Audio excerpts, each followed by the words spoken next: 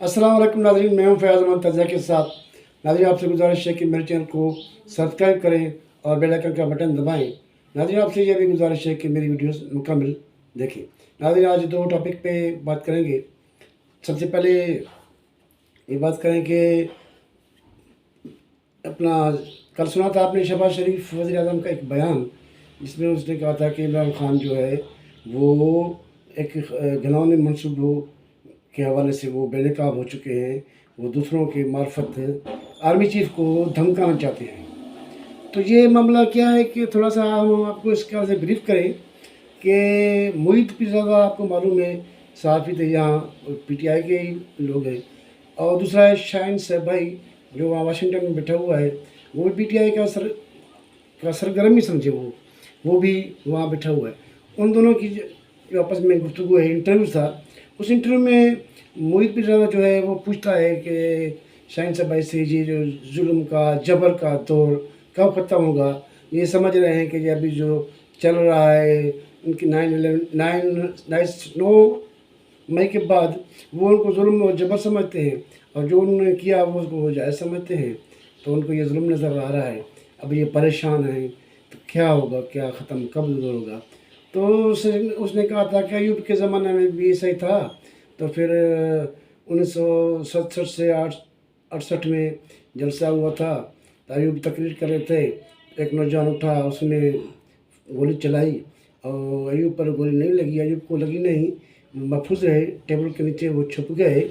मगर क्या हुआ कि इसके बाद अयूब का खौफ ख़त्म हो गया, फिर पीपल पार्टी बनी, भुट्टो और आगे बढ़े वगैरह। तो उसका ये मकसद साफ था कि कोई गोली चले मौजूदा आर्मी चीफ पर तो ऑटोमेटिक ये खौफ ख़त्म हो जाएगा और फिर पीटीआई आगे बढ़ेगी। तो ये थी उसकी ओरिजिनल कहानी।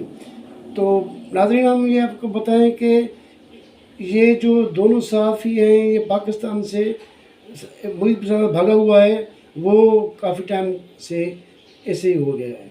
और शाहीन साहब भाई के बारे में ये बताइए, हमेशा ऐसे ही फेंक देता है। माजी में इसमें ज़रदारी के बारे में भी कहा था कि आसिफ ज़रदारी जो है वो जब सदर थे तो सदर हाउस में बैठे हुए हैं। जब वो सदर हाउस से निकलेंगे तो सही सलामत नहीं निकलेंगे, एम्बुलेंस से निकलेंगे। तो इस हवाले से शाहीन साहब भाई की जो है ना, वो नेचर जो है उसका, वो ऐसे ही आग लगाने वाली होती है।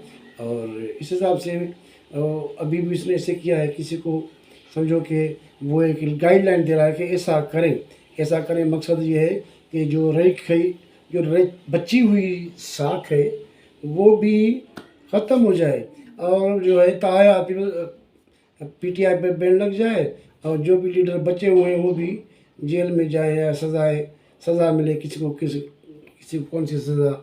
तो ये थी उसकी साजिश। अब आर्मी चीफ का जो के हवाले से वज़ीर आज़म ने जो क्लियरली बयान दिया है कि ये साजिश बेनकाब हो चुकी है, तो इस हवाले से तो इमरान खान पर ही सारा असर पड़ेगा, और उसके जो हवारी हैं खुसूसन इस्टबलिशमेंट में या अदलिया पर, अब उस पर कितना असर पड़ेगा तो आने वाला ये वक्त ही बताएगा।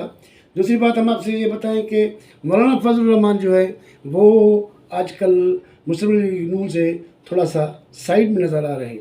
असल में क्या हुआ कि जो दुबई में जो मुज़ाकरात हुए थे ज़रदारी के और नवाज शरीफ के, उस हवाले से जो है वो अपना मौलाना फजल रहमान वो नाराज़ लगते हैं। उसका कहना है कि आपने हमें जो है वो एतबार में नहीं लिया, मैं पीडीएम का सरबराह हूँ, तो इस हवाले से मुझसे एतबार में लेते। तो मौलाना फजल रहमान को ये बात समझ में नहीं आई कि आसिफ अली ज़रदारी तो पीपल्स पार्टी के हैं और नवाज शरीफ जो है वो मुस्लिम लीग नून के सरबराह हैं। तो ये पीपल्स पार्टी और मुस्लिम लीग नून की आपस में मीटिंग थी, मुलाकात थी। ये पीडीएम और पीपल्स पार्टी की मुलाकात नहीं थी, वरना तो हुकूमत में बैठे हुए तीनों जमातें। तो ये परेशान हो रहे हैं निगरान हवाले से।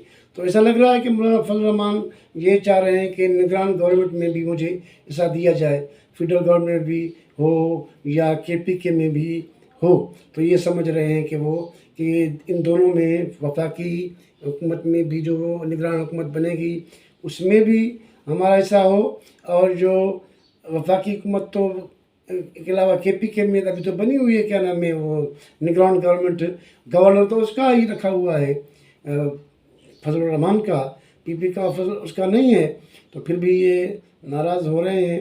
तो ये नाराज़गी जो है इनकी इतनी लंबे अर्से तक नहीं चलेगी, ये समझो कि ख़त्म हो जाएगी। उनको बस समझाएंगे मियां नवाज शरीफ साहब, तो ये समझ जाएंगे।